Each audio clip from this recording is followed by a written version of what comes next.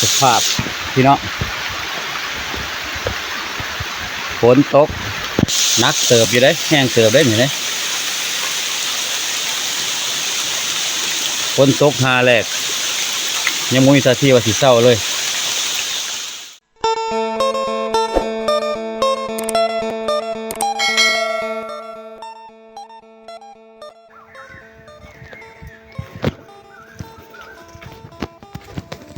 มาดี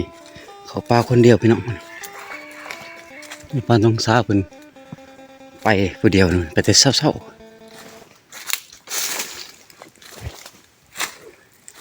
ก็เลยมาคนเดียวแต่ว่าแยกทางไปทางใหม่มันนี่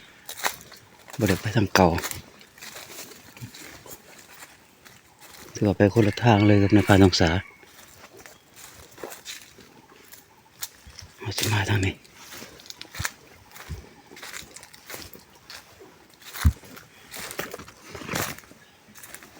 หากมองให้ตัวที่ในพาร์ทแอดเป็นแนะนำแต่กับบูฮูว่าอยู่บนใดน่าจะความเป็นนี่แหละตามที่เราแนะนำ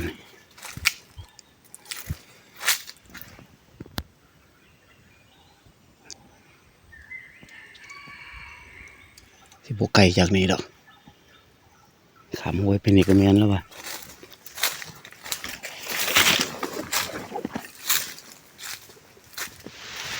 อยู่ดีๆฝนตกฝ่าห้องฝนตกมากแบบนี้ขึ้นมา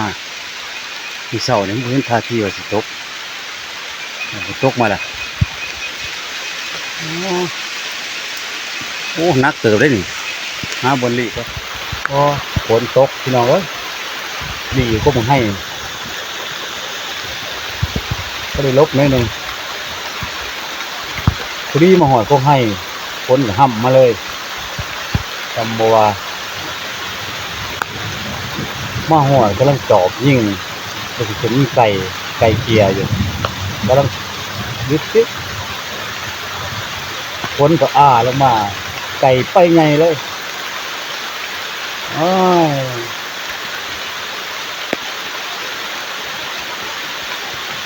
เป็นจะได้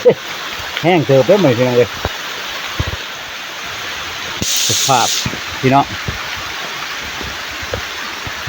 ฝนตกนักเติบอยู่ได้แห้งเติบได้เห็นไหมฝนตกหาแรกยังมุ้ยท่าที่ว่าสิเศร้าเลยตกมาเนี่ยประมาณ10 นาทีแหละยังสม่ำเสมอคือเก่าอยู่ความแห้งคือว่าเมื่อคืนนี่หันเป็นการเตือนคือปล่อยลงมาแล้วก็มีก็มิดไปตอนนี้เอาแท้แล้วบัดนี้ได้จะว่าอึ่งออกไปจักเอาคักนี่รุ่นต่อไปสิไปจะได้ตอนนี้ก็ฝนก็ห่วยแล้วเนี่ยฝนตกประมาณเกือบ30 นาทีบวกเกือบเลย30 นาทีนี่แหละตอนนี้ก็ห่วยเลยแต่ว่ายังบ่ทันได้เศร้านะห่วยลงหลายยังบ่ทันเศร้าคักก็ที่นั่งอยู่กุ้งให้เลยเรื่องว่าหลังจากฝนเศร้าเลยที่นี่ยังเข้ามาเนี่ยบ่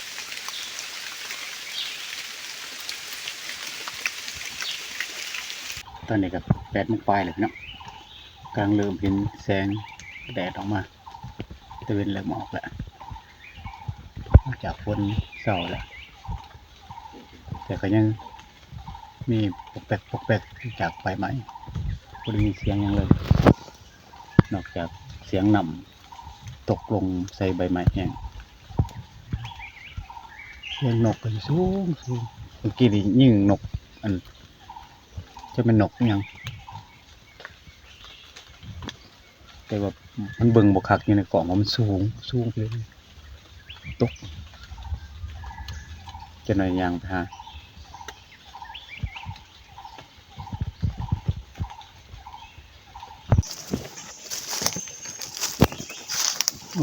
กลับก่อนเป็นตอนนี้ก็เกาะมุ้งยังเลยยิ่งนกตัวหนึ่งตกเรียบร้อยเลย ไปหาก็บ่เห็นซะจักไปใส่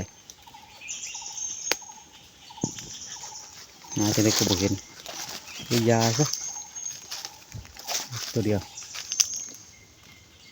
หาเลาะยิงไปตามทางกลับนี่นี่ยิงอยู่ปะทางกลับหน่อยเนาะตอนนี้เขาก็กลับมาแคมป์แล้วพี่น้องบ่มานมื้อนี้ฝนตกห่ำอยู่ในดงพุ่นในป่าพุ่นได้แต่ลบฝนอยู่นะยิงนกตัวเดียวก็หาบ่เห็นซ้ำกลับมาแคมป์แล้วแต่ว่ามื้อนี้หันในพานทองซาเพิ่นมีเวียกด่วนต้องกลับเป็นไดมีเวียกด่วนบ่กลับเบอร์บ้านก่อนมาผมไปดองเขาดองดองน้องนี่ละเพิ่นกลับแล้วก็เจ้าของก็กลับเพื่อกันแล้วมาน้ำเพิ่นเด้เมื่อน้ำเพิ่นแล้วบัดนี้เดี๋ยวกลับก่อนแล้วไปงานมาต่ออีกติมือไปดองมาต่อไหมมาไหมอีกประมาณ 2-3 มื้อนี่เนาะข่อยกับเมื่อกับผู้นี้แล้วภารกิจอยู่บ้านต่อเลยครับก่อนพี่น้องมานี่มาแล้วสำหรับคลิปนี้ก็จบสำนี้ก่อนขอบคุณขอบใจไว้หลายพี่น้องที่เขามารับชมก็ฝากกดไลค์กดแชร์กดติดตามด้วยพี่น้องเด้อกำลังใจพูนคนมักหากินนี่เอาเกี่ยมแล้วเรียบร้อยแล้วอุปกรณ์นั้นพาหนะเฮาสวัสดีทุกคนบ๊ายบายพี่น้อง